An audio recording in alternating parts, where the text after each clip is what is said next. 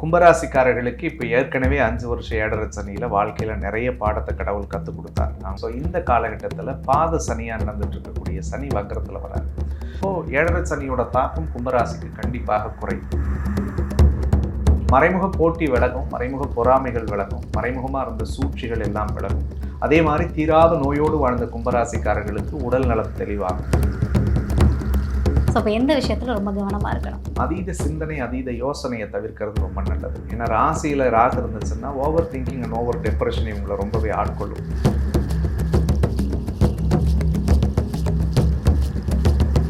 கும்பராசி என்பர்கள் sir. So இந்த கும்பராசி என்பவர்களுக்கு சனி பகவான் வக்ரமானதுக்கு அப்புறமா என்ன மாதிரியான விஷயத்தெல்லாம் நிகழ்த்த காத்திருக்கார்? கும்பராசிக்காரர்களுக்கு இப்போ ஏற்கனவே 5 வருஷம் ஏழரை சனியில் வாழ்க்கையில் நிறைய பாடத்தை கடவுள் கற்றுக் கொடுத்தார். அவங்க எப்படி சொல்கிறதுங்க, லைஃப் லெசன்ஸ் எல்லாத்தையும் பார்த்தாச்சு, இனிமேல் பார்க்குறதுக்கு ஒன்றும் இல்லை அப்படின்னு சொல்லுவாங்க. ஸோ இந்த காலகட்டத்தில் பாத சனியாக நடந்துட்டு இருக்கக்கூடிய சனி வக்ரத்தில் வரார். ஸோ வக்ரத்தில் சனி இருக்கும் பொழுது தன்னுடைய இயக்கத்திலிருந்து மாறுபட்ட ஒரு பின்னோக்கி வரும்பொழுது கொஞ்சம் பவர் கம்மியாக தான் வேலை செய்வார். அப்போது ஏழரை சனியோட தாக்கம் கும்பராசிக்கு கண்டிப்பாக குறையும். குறிப்பாக குடும்ப விஷயத்தில், குடும்ப விவகாரத்தில் இருந்து வந்த குழப்பங்களும் மன கஷ்டங்களும் தீரும். குடும்பத்தில் ஒரு நிம்மதி, சந்தோஷம், தெளிவை பார்க்கக்கூடிய அடிப்படையில் கும்பராசிக்கு கடவுள் நல்லதை செய்ய போகிறார்.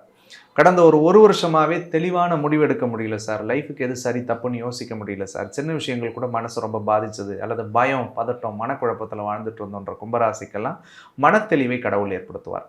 வீட்டில் நிம்மதியே இல்லை, எங்கேயாவது கிளம்பி போயிடலாமா, அல்லது தொழிலில் ஒரு சாட்டிஸ்ஃபேக்ஷன் கிடையாது, வேலையில் ஒரு இடத்துல ஒரு நல்ல வேலையில் இருக்க முடியல, நிலையாக இருக்க முடியலன்னு நினச்ச கும்பராசிக்கெல்லாம் நிலையான வேலை, நிலையான தொழில், பொருளாதார ரீதியாக நிலையான முன்னேற்றத்தை கடவுள் இந்த காலத்தில் ஏற்படுத்துவார். மறைமுக போட்டி விலகும், மறைமுக பொறாமைகள் விலகும், மறைமுகமாக இருந்த சூழ்ச்சிகள் எல்லாம் விலகும். இவர்களை வெறுத்தவர்கள் விரும்பி வருவார்கள் இந்த காலத்தில். அதே மாதிரி தீராத நோயோடு வாழ்ந்த கும்பராசிக்காரர்களுக்கு உடல் நலம் தெளிவாகும். மனப்பதட்டத்தில் வாழ்ந்தவங்களுக்கு மன தைரியம் கூடக்கூடியதாக இருக்கும். பர்சனல் லைஃப் நிறைய டிஸ்டர்ப் பண்ணுச்சுங்க. கும்பராசியை பொறுத்த வரைக்கும் லவ்வில் ஏமாந்துருப்பாங்க, ரிலேஷன்ஷிப்பில் ஏமாந்துருப்பாங்க, ஃபேமிலியில் ஏமாந்துருப்பாங்க. கணவன் மனைவியாக வாழ்ந்திருந்தாலும் கூட அவங்களுக்குள்ள ஒரு அந்யோன்யம் அன்புலாம் இருந்திருக்காது, கௌரவத்துக்கு வாழ்ந்திருப்பாங்க. பட் அந்த கவலைகள் எல்லாம் கடவுளர்களோடு மாறும். இதில் கொஞ்சம் ஒரு மியூச்சுவல் அண்டர்ஸ்டாண்டிங் வரும். லைஃபுக்கு எது சரியோ நல்ல லைஃப் பார்ட்னர்ஸ் அவங்களுக்கு அமைவாங்க. கல்யாண வயசில் இருந்தால் கல்யாணம்லாம் நல்லபடியாக கூடி வரும். ஏற்கனவே விலகி விட்டுட்டு போன உறவுலாம் தேடி வரக்கூடிய வாய்ப்பு கும்பத்துக்கு அமையும். ஸோ ரொம்ப குறிப்பாக கும்பராசிக்கு 10வது வீட்டுக்கு அதிபதியான இடத்த குரு பார்க்கறதுனால பட்டமும் பதவியும் பொறுப்பும் புகழும் இவர்களுக்கு கிடைக்கக்கூடியதாக இருக்கும். சுபவரைய செலவு பண்ணுவாங்க. நிறைய பயணங்கள் அமையும். பயணங்களால் நல்ல அனுகூலங்களும் ஆதாயங்களும் ஏற்படக்கூடியதாக இருக்கும். வெளிநாடு, வெளிமாநிலம், வேற்று மொழி பேசக்கூடிய இடத்துல வசிக்கிறவங்களுக்கு பெரிய பெரிய ஜாக்பாட் அதிர்ஷ்டங்கள் எல்லாம் அமையறதுக்கான வாய்ப்பு 100% இருக்கு. கும்பராசிக்கு ஜாக்பாட்டு தான். Super sir, super. ஸோ கும்பராசி என்பவர்களுக்கு பாத சனி இருந்தாலுமே சனி பகவான் சைலண்ட் மோடுக்கு போனாலுமே அவர் ஏதோ ஒரு இடத்துல வேலையை காட்டுவார் இல்லையா? ஸோ அப்போ எந்த விஷயத்தில் ரொம்ப கவனமாக இருக்கணும்? கும்பராசிக்காரர்களை பொறுத்த வரைக்கும் அதீத சிந்தனை, அதீத யோசனையை தவிர்க்கிறது ரொம்ப நல்லது. ஏன்னா ராசியில் ராகு இருந்துச்சுன்னா over thinking and over depression இவங்களை ரொம்பவே ஆட்கொள்ளும். இல்லாத விஷயத்தை நினச்சி உருவப்படுத்த வேணாம். வாழ்க்கைக்கு எது சரின்னு நீங்கள் நினைக்கிறீங்களோ, எந்த விஷயம் நடந்தால் உங்கள் லைஃப் நல்லா இருக்குன்னு விருப்பப்படுறீங்களோ அதை மட்டும் செஞ்சுட்டு போனாலே போதும். இன்னும் அன்போடு சொல்லணும்னா உடம்பையும் மனசையும் பாதிக்கிற செயலை செய்யாமல் இருந்துட்டா போதும். வாழ்க்கையில் இவங்களுக்கு ரொம்ப நல்லதாகவே இருக்கும். பர்சனல் லைஃப்னு நீங்கள் எதெல்லாம் நினைக்கிறீங்களோ அதில் மட்டும் கொஞ்சம் கவனமாக இருங்க. கடவுள் அதில் தான் நிறைய சோதனைகளை கொடுப்பார் கும்பராசிக்கு. அதில் மட்டும் கொஞ்சம் தடமாறாமல் இருந்தால் போதும். தடமாற்றம் கூடவே கூடாது. Super sir. ஸோ இவங்க கும்பராசி என்பவர்கள் சனி பகவான் வக்ரமானதுக்கப்புறம் எந்த கடவுள் வழிபாடு எடுத்துக்கிட்டால் சிறந்ததாக இருக்கும்? உக்கிரமான தெய்வத்தோட வழிபாடு அவங்களுக்கு பலன் தரக்கூடியதாக இருக்கும். காளி, துர்க்கை, அம்பாள் எதுவாக இருந்தாலும் சரிதான். ராசியில் ராகு இருக்கிறதுனால, சந்திர கிரகண தோஷம் வலுவாக இருக்கிறதுனால பௌர்ணமி அன்னைக்கு உக்கிரமான தெய்வத்தை போயிட்டு மனதார பிரார்த்தனை பண்ணி ஒரு டகல் விளக்கு ஏற்றும் போது அவங்க வாழ்க்கையில் இருக்கக்கூடிய தடைகளும் தடுமாற்றங்களும் நிச்சயமாக விலகும். மனம் தெளிவடையும், இல்லமும் தெளிவடையும். Super sir, super. ஏற்கனவே கும்பராசி 7 சனியில் இருந்ததுனால ஒரு பயத்தில் இருந்திருப்பாங்க. சனி வக்ரமாகிறதுனால. பட் சனி வக்ரமாகிறதுனால உங்களுக்கு நல்ல பலன் தான் கிடைக்கும் அப்படின்னு சொல்லிட்டு ரொம்ப நல்ல விஷயத்த, ஒரு நற்பலனை கும்பராசியை கொடுத்துருக்கீங்க. Thank you so much sir. Thank you. சனியினுடைய வக்ரம் அப்படின்றத விட பொதுவாக நவகிரகங்கள் வக்ரம் அடையும் பொழுது தன்னுடைய இயல்பான இயக்கத்திலிருந்து பின்னோக்கி இயக்கத்துக்கு போகிறது தான் வக்ரம் அப்படின்னு சொல்லுவோம். சுபகிரகங்கள் வக்ரம் அடைஞ்சதுன்னா அசுப பலன்களை செய்யும். அசுப கிரகங்கள் வக்ரம் அடைஞ்சதுன்னா சுபத்துவமான பலன்களை செய்யும் அப்படின்னு ஜோதிட விதி இருக்கு. ஓகே. இப்ப சனி பகவானை பொறுத்த வரைக்கும் முன்னாடி நீங்க கேட்கும்போதே சொன்னீங்க, எந்த பாடு படுத்த போது ஏற்கனவே பல பேர் 7.5 சனியில சிக்கி தவிச்சிட்டு இருக்காங்க அப்படின்னு சொல்லிட்டு இருந்தீங்க. ஸோ அந்த அடிப்படையில் சனி பகவான் வக்ரகதியில் பின்னோக்கி வரும்போது தன்னுடைய இயக்கத்திலிருந்து அவர் கொஞ்சம் ஸ்லோ டவுன் ஆகும்போது அவர் கொடுக்கக்கூடிய கெடு பலன்கள் நிச்சயமாக 12 ராசிக்காரர்களுக்கும் குறையக்கூடியதாக இருக்கும். ஓகே. ஸோ அந்த அடிப்படையில் சனி பகவான் வக்ர காலகட்டம் அப்படின்றது வாக்கிய பஞ்சாங்கப்படி ஜூலை மாதம் 15ஆம் தேதியிலிருந்து நவம்பர் 30ஆம் தேதி வரைக்கும் கிட்டத்தட்ட ஒரு 139 நாட்கள் இருக்க போறார் சனி.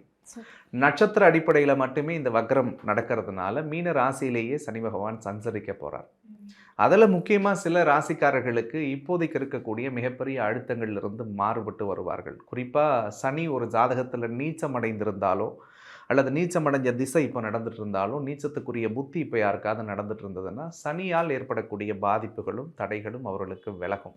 ஓகே. அதில் முக்கியமாக பார்க்கும் பொழுது இந்த சனி வக்ர பெயர்ச்சியில் ஒரு பெரிய ரிலீஃப் அடையக்கூடிய ராசிகளாக, அதாவது ஒரு நிம்மதி பெருமூச்சு விடக்கூடிய ராசிகள்னு கூட நீங்கள் தம்ப்நெயில் வைக்கலாம். ஓகே. ஸோ அப்படி இருக்கக்கூடிய ராசிக்காரர்களில் மேஷ ராசிக்காரர்களுக்கு இந்த 7.5 சனியினுடைய தாக்கம் என்பது குறையக்கூடிய அடிப்படையில் இருக்கும். கிட்டத்தட்ட இந்த 5 மாதமாக மேஷராசிக்காரர்கள் வேலை, தொழில், பண விஷயங்களில் நிறைய சவால்களை அனுபவிச்சிருப்பாங்க. உடல் ரீதியாக மன ரீதியாகவும் நிறைய நெருடல்களை சந்திச்சிருப்பாங்க. அந்த வழிகளிலிருந்து அவர்கள் மாறுபட்டு 7.5 சனி கொஞ்சம் இல்லாமல் இருந்தால் நம்ம வாழ்க்கை எப்படி இருக்குமோ அந்த மாதிரியான ஒரு பாதைக்குள்ளே மேஷராசிக்காரர்கள் அனுகூலமாக நகர்றதுக்குரிய ஒரு வாய்ப்பை இந்த சனி வக்ரம் அவர்களுக்கு ஏற்படுத்தும். ஓகே. அதற்கு அடுத்தது முக்கியமாக சிம்ம ராசிக்காரர்கள் கிட்டத்தட்ட இந்த சனி ஆரம்பித்ததுலேருந்து இந்த ஒரு 4-5 மாத காலங்களாக தூக்கம் இல்லாத, நிம்மதி இல்லாமல், சந்தோஷம் இல்லாமல், குடும்ப வாழ்க்கைக்குள்ளே பல நெருக்கடி, பல உளைச்சல், மன அழுத்தத்தோடு வாழ்ந்துட்டு இருக்கக்கூடியவர்களுக்கு ஒரு மிகப்பெரிய ரிலீஃபை கடவுள் கொடுக்க போகிறார். ஓகே. நிறைய பதட்டமும் பயமும் குழப்பமும் சிம்மராசிக்காரர்கள் மனசில் இருந்துகிட்டே இருந்தது. எந்த முடிவுகளை கூட அவங்களால தெளிவாக எடுக்க முடியாமல் இருந்தாங்க. அந்த கவலைகளிலிருந்து மாறுபடக்கூடிய ஒரு அற்புதமான காலம். குறிப்பாக அஷ்டமத்து சனியினுடைய அத்தனை பாதிப்புகளும் சிம்மராசிக்காரர்களுக்கு குறையக்கூடிய அடிப்படையில் இந்த சனி வக்ரம் இருக்கும் அப்படின்னு சொல்லலாம்.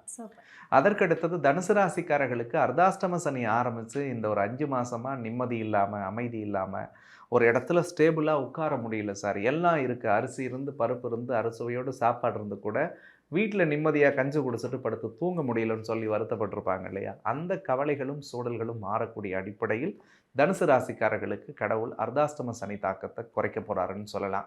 ஸோ அவங்க வீட்டில் கொஞ்சம் நிம்மதி, சந்தோஷம், அமைதி எல்லாம் பெருகக்கூடிய ஒரு காலமாக இருக்க போகிறது. அதற்கடுத்தது கண்டகத்து சனி நடக்கக்கூடிய கன்னி ராசிக்காரர்கள் உடல் அளவிலும் மனதளவிலும் நிறைய சோர்ந்து போயிருப்பாங்க.